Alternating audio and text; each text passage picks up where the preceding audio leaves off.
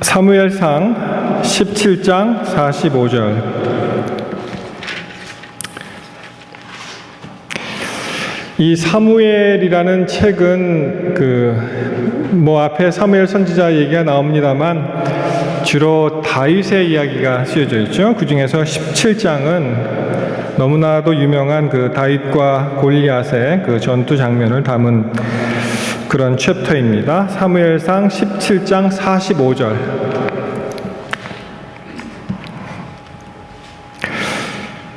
다윗이 블레셋 사람에게 이르되 너는 칼과 창과 단창으로 내게 오거니와 나는 만군의 여호와의 이름 곧 내가 모욕하는 이스라엘 군대의 하나님의 이름으로 내게 가노라. 오늘 말씀 제목 벽을 넘어서. 부제는 이 골리앗 시대의 다윗으로 살기라는 부제를 붙여보았습니다. 여러분, 우리가 사는 이 21세기에도 여전히 우리 앞을 가로막는 벽들이 많이 있습니다. 특별히 미국에 사시는 우리 성도님들 알게 모르게 차별의 벽을 아마 느끼셨을지 모르겠습니다. 물론 지금은 많이 좋아졌다고는 하지만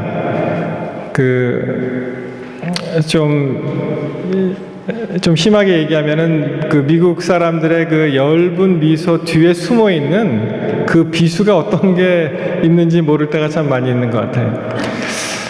그게 입장을 아마 바꿔놓고 생각해보지 않으면 그분들이 아마 잘 못 느낄 것인데요. 설령 그런 의도는 없을지라도 글쎄요, 유색 인종들은 아마 어느 정도의 피해의식은 다 있을 것 같습니다. 그러나 기쁜 소식은 우리 앞에 있는 벽들은 벽이 아니라는 사실입니다. 우리가 항상 특별히 신앙인들로서는 모든 방해물들, 우리를 힘들게 하고 문제를 일으키는 모든 문제들은 특별히 신앙인들에게 있어서는 반드시 하나님 안에서 해결된다는 것을 믿어야 합니다. 여러분, 생각해 보니까 참 작고 큰 그런 일들이 많이 있었는데요. 그런 어떤 믿음의 단련을 받으면 받을수록 하나의 확신이 오는 것은 이것도 반드시 주 안에서 해결이 된다는 사실입니다. 오늘 이 다윗과 골리앗 얘기를 다시 한번 우리가 방문하게 되었는데요. 우리 아까 읽으신 17장 1절로 이렇게 시작을 합니다. 사무엘상 17장 1절에 블레셋 사람들이 그 군대를 모으고 싸우고자 하여 유다에 속한 소고에 모여 소고와 아세가 사이에 에베스 담밈에 진침해. 그래서 이제 이 적들은 에베스 담밈에 진을 쳤고요. 2절에 사울과 이스라엘 사람들이 모여서 엘라 골짜기에 진치고 블레셋 사람을 대하여 항오를 벌였으니 블레셋 사람은 이 편 산에 섰고 이스라엘은 저편 산에 섰고 사이에는 골짜기가 있었더라. 여러분, 이 그림을 한번 그려보시면 이 어떠한 대결 구도를 우리가 볼 수가 있죠. 항상 우리를 방해하는 어떤 우리를 적대하는 세력이 있고 또 선한 무리들이 반대편에 있고 그 사이에 이제 골짜기가 있다는 것을 우리가 알 수가 있습니다. 계속 보십니다. 4절, 블레셋 사람의 진에서 싸움을 도두는 자가 왔는데 그 이름은 골리앗이요 가드 사람이라. 여러분, 이 가드 사람이라는 가드에 한번 중점적으로 한번 생각해 보시기 바랍니다. 유념해 보시기 바랍니다. 가드라는 지명이 나왔습니다. 그 이름은 골리앗이요 가드 사람이라. 그 신장은 6규빗 한 뼘이요. 자, 이렇게 옛날 말이 나오니까 우리가 쉽게 이해할 수가 없는데 6규빗 한 뼘 그러면 어느 정도 될까요? 키가 규빗이란 단어를 아시죠? 우리가 이 팔꿈치부터 이 손가락 뭐 어떤 사람은 길이가 좀 긴 사람이 있고 짧은 사람이 있기 때문에 예전에 도량형이 통일이 안 됐을 때는 그런 식으로 이제 기준을 잡았습니다. 그래서 이 현대어로 번역을 하면 현대인 성경을 보니까 키가 거의 3m나 되었다 그렇게 되어 있습니다. 굉장히 크죠? 3m. 예. 모르겠습니다. 여러분 한국 TV를 잘 안 보시니까 요새 권투와 레슬링 시대가 지나가고 이제는 뭐 K2 격투기인가요? 뭐 그런 프로가 있더라고요. 거기에 제 기억으로 최홍만이라는 우리 한국 선수가 있었는데 그의 키가 2m 18cm였습니다. 그래서 이 링에 쓰면 정말 다윗과 골리앗이 쓴 것 같아요. 워낙 키가 이제 크니까. 그러면서 하는 말이, 최용만 그 선수가 하는 말이, 한 번은 인터뷰하다가 190인 사람을 보고 참 애기 같고 귀엽다 그렇게 표현하더라고요. 예. 뭐 자기 입장에서는 그렇게 보였겠죠. 근데 218cm의 사람도 이제 어마어마하게 큰데 거의 3m가 되었다는 것입니다. 영어로 골리앗은 한 9 feet 정도를 생각합니다. 9 feet. 제 키가 미국 키로 6 feet even이에요. 그래서 그렇게 작은 키는 아닌데 제 위에다가 더 올리셔갖고 저를 한 2등분 하셔갖고 그만큼을 더 올리시면 이제 골리앗의 체구가 나옵니다. 근데 이 사람이 이렇게 6겹이 한 뼘이나 되었고요. 5절에 머리에는 놋 투구를 썼고 몸에는 어린 갑을 입었으니 그 갑옷 중수가 놋 5,000 세겔이다. 또 이제 예전 말이 나오니까 제가 현대인 성경으로 번역하면은 놋으로 만든 투구를 쓰고 무게가 50kg가 됐다는 것입니다. 예, 50kg. 굉장하죠. 50kg가 되는 놋 갑옷을 입었고요. 다리에도 놋으로 만든 각반을 대고, 이 shin guard라 그러죠. 이 각반을 대고 또 놋창까지 들고 나왔는데, 그런데 그 창자루는 7절에 배틀채만큼 두꺼웠고, 우리 어머님들 옛날에 배틀 하셨습니까? 배틀채만큼 두꺼웠고, 또 창날의 쇠 무게, 그 앞에 달린 창날의 쇠 무게가 현대식으로 표현하면 7kg이 되었다는 것입니다. 참 어마어마하죠. 호위병 하나가 그의 큰 방패를 들고 그 거인 앞으로 걸어 나오고 있었다고 성경은 기술합니다. 그러니까 다른 나라에서, 외계에서 온 별종이 나타나서 이제 이스라엘을 협박을 하는 거예요. 키는 쓸데없이 크죠. 노트구 어마어마한 걸 썼죠. 갑옷은 57kg 되는 갑옷을 입었죠. 창날에 쇠가 달렸는데 거의 7kg이나 되죠. 참 이런 사람을 어떻게 이길 수가 있겠습니까? 그런데 사랑하는 성도 여러분, 이 사무엘상 17장에 나오는 이 이야기는 그저 다윗과 골리앗의 그러한 밋밋한 이야기가 아니에요. 왜냐하면은 우리가 다윗으로, 하나님의 백성으로 사는 다윗으로 사는 우리들에게 골리앗 세상에 우리가 만나는 모든 시험과 방해물과 두려움과 어려움이 이런 식으로 표현된다는 것입니다. 그런데 이 발상의 전환이 항상 필요합니다. 우리가 어려운 일을 당했을 때. 저는 이것을 읽을 때 골리앗은 과연 두려워할 만한 인물이 아니라는 것을 단박에 깨달을 수가 있습니다. 왜냐하면 그가 정말 장수라면 이렇게 거창하게 나올 필요가 없는 거예요. 가릴 거를 다 가리고, 이렇게 무거운 갑옷을 입고, 그 앞엔 또 뭐가 무서워서 또 방패를 든 자가 있고, 창날에는 또 이 커다란 쇠 몽둥이를 달고, 그렇게 나올 필요가 없지 않습니까? 자기가 스스로가 겁장이라는 것을 그가 스스로 나타내준다는 역설이라고도 볼 수가 있습니다. 여러분, 이 이야기 아십니까? 슈퍼맨 이야기. 제 기억으로 이게 무하마드 알리라는 권투 선수 같아요. 요새는 또 보도를 보니까 좀 이렇게 풍족하게 몸매를 가꾸시는 분들은 비행기 요금을 더 내라 그러더라고요. 왜냐하면은 한 자리 갖고 부족하니까 이제 더 많이 내라. 그리고 이 비행기 이륙하는 그 중량이 있는데 너무 많이 무거운데 기여를 했기 때문에 너희들은 좀 더 많이 내라. 그래서 여러 가지로 이 다이어트 하는 것이 좋은 이유가 하나 더 생긴 것 같습니다. 이 무하마드 알리라는 권투 선수가 있었는데 이 사람이 비행기를 탔습니다. 여러분 비행기 타고 이륙하기 전에 그 플라이트 어텐던트가 와서 맨날 점검하는 것이죠. 뭐가 있습니까? Fasten your seatbelt 그렇게 얘기하잖아요. 시트벨트를 매십시오. 그랬더니 알리가 이렇게 얘기했다 그래요. 자기는 이 시트벨트가 필요 없다는 거예요. 그러면서 하는 말이 Superman doesn't need a seatbelt 이렇게 얘기했어요. 슈퍼맨은 시트벨트가 필요하지 않습니다. 좀 당황스럽죠? 예. 플라이 어텐던트가 뭐라고 얘기하면 좋겠습니까? 이럴 때 굉장히 기발한 그런 아이디어가 생각났어요. 그러냐고 이렇게 물어보면서 Superman does not need an airplane 이렇게 얘기했어요. 당신이 진짜 슈퍼맨이라면 당신은 비행기도 필요 없다. 무슨 슈퍼맨이냐 이렇게 얘기했던 그런 얘기가 있습니다. 그러므로 이 골리앗은 스스로가 나는 이렇게 약한 존재라는 것을 그 소년 앞에서 보여줬다는 그런 반증이 되기도 합니다.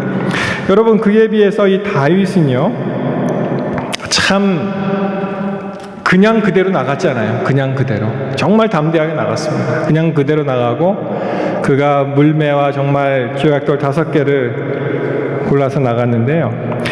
여러분 이렇게 다윗이 담대하게 그러한 커다란 벽 앞에서 장애물 앞에 설 수 있는 원동력이 무엇이 있겠습니까?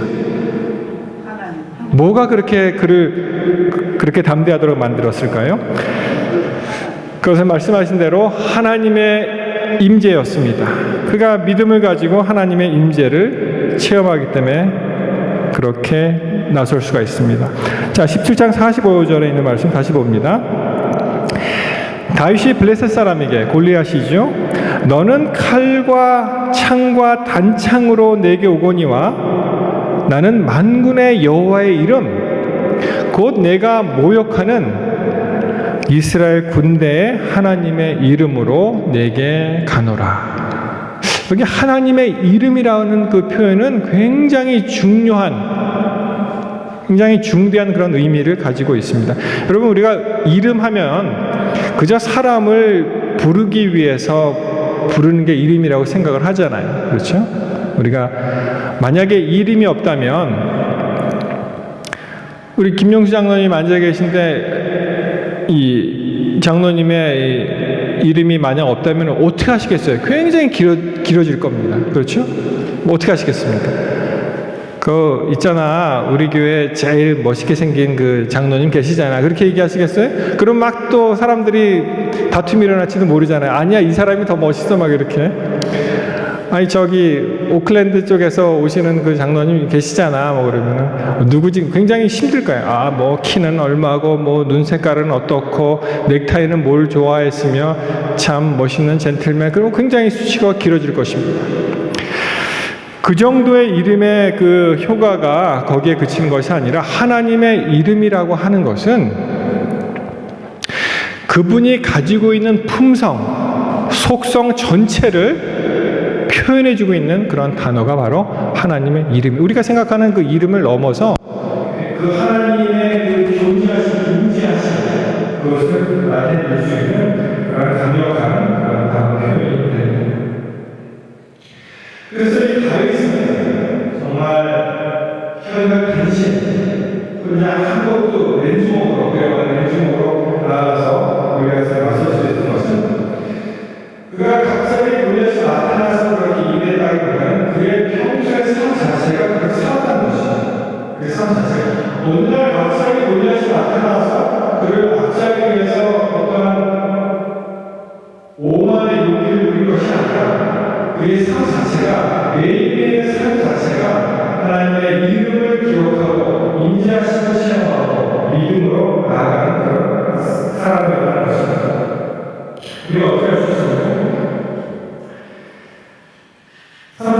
1절에 보시면 사울과 이 다윗이 나누는 그런 대화가 나오죠. 다윗이 하나의 장로인데요. 자기가 양을 지키면서 양을 치면서 경험해왔던 사자와 곰의 다른 종류의 하나로 그가 이해를 했습니다. 그렇게밖에 보이지 않습니다. 모든 사람들이 골리앗이 거인이고 또 크다고 부름했는데 다윗은 그가 함께하신 하나님을 의지하고 곰이나 사자가 양들을 공격할 때 그의 발톱에서 건져내었던 마찬가지로 골리앗의 손에서도 건져낼 수가 있다는 것입니다. 그래서 31절 보십니다. 주의 종이 사자와 곰을 쳤을즉 사실 하나님의 군대를 모욕한 이 할례 없는 블레셋 사람들이니까 그가 그 짐승의 하나와 같이 되리이다. 그가 항상 했던 그 일, 평상시에 만나던 하나님을 다시 한번 프랙티스할 수 있는 그러한 요소가 바로 골리앗이라는 것입니다. 37절 또 가로되 여호와께서 나를 사자의 발톱과 곰의 발톱에서 건져내었은즉 나를 이 블레셋 사람의 손에서도 건져내시리이다. 사울이 다윗에게 이르되 가라. 그 다음에 말씀에 주목하시죠. 여호와께서 너와 함께 계시기를 원한다. 사울은 다윗을 축복했습니다. 여호와께서 너와 함께 계시기를 원한다. 참 안타까운 사실은 그렇게 믿음의 고백을 한 사울은 본인 스스로 그렇게 살지 않았다는 것입니다. 남은 그렇게 축복하고 여호와와 함께 하시길 원한다고 얘기했지만 본인은 그렇게 살지 않았다는 것입니다. 그래서 이 다윗의 세계에 들어가면 남들이 다 무서워 떨 때 발상의 전환이 생겨서 다윗의 마음에 어떤 마음이 생겼습니까? 남들이 다 놀라서 너무 커, 너무 무서워, 두려워라고 이야기할 때 다윗은 물매를 돌리면서 어떻게 얘기했어요? 저 사람 너무 커서 내가 못 맞출 수가 없어. 너무 크니까. He is too big to miss. 이렇게 생각하는 거예요. 저게 크니 내가 어떻게 하고 있는 것이야. 이렇게 생각합니다. 그 기저에는 다윗은 항상 하나님의 임재를 그가 느꼈게 되는 것입니다. 항상. 성경을 쭉 보시죠. 다윗은 항상 하나님과 대화했습니다. 하나님 제가 이 성 올라갈 때 식사합니다. 어떻게 하면 좋겠습니까? 항상 그가 하나님께 구했고 하나님은 그에게 말씀해 주셨습니다. 작년이었습니까? 빈라덴 제거 작전이 있었죠. 미국에서 작년 한 3월쯤에 기록을 하는데 4월인가요? 3월. 그 작전에 참가한 그 16인가요? 그 미국 그 특수한 그 훈련을 받은 그런 시대라는 팀이죠. 그 중에 한 사람이 어니시 데이라는 책을 냈어요. 그래서 그 책을 바탕으로 이제 16인사로 인터뷰하는 것을 제가 잠깐 본 적이 있는데요. 참 그 상황을 보면 사실 그 컴파운드 안에 민주안에 정말 수업이 있는지 만약 없으면 어떻게 될 것인지 아주 그냥 복잡했습니다. 그것이. 이게 물질은 정말 시즌 충분히 가는데 정확하게 있다고 볼 수 없고 없다고 볼 수도 좀 애매한 그런 상황이었어요. 그래서 여러 번 회의를 하고 한 6개월 정도 걸리더라고요. 얼마 걸리고 마지막에 오바마 대통령이 명령을 내려서 그러면 거기를 점령하라. 그렇게 명령을 내렸어요. 여러 가지 이야기가 있었어요. 하나씩 시작합니다. 79년에 하버드 대통령 당시에 미 대사관 직원들 인지를 이야기 잘했었죠. 그래서 하버드 대통령이 그 비슷한 케이스로 이제 인지를 팀을 보냈는데 그만 헬기가 추락하고 그것이 실패로 돌아가고 재선에 실패하고 그런 일이 있었습니다. 차라리 폭격을 해서 그냥 큰 적은 없으면 어떻게 되냐 그런 또 토의도 왔습니다. 그렇지만 그렇게 되면은 뭐 DNA 샘플 거의 없어요. 정말 죽은 사람들이 알 수가 없습니다. 그래서 미국에서 리얼을 쓰고 이 세어스 스팀을 보내서 헬리콥터가 3대가 떨어졌죠. 그래서 정말 그 빈란의 라이브 대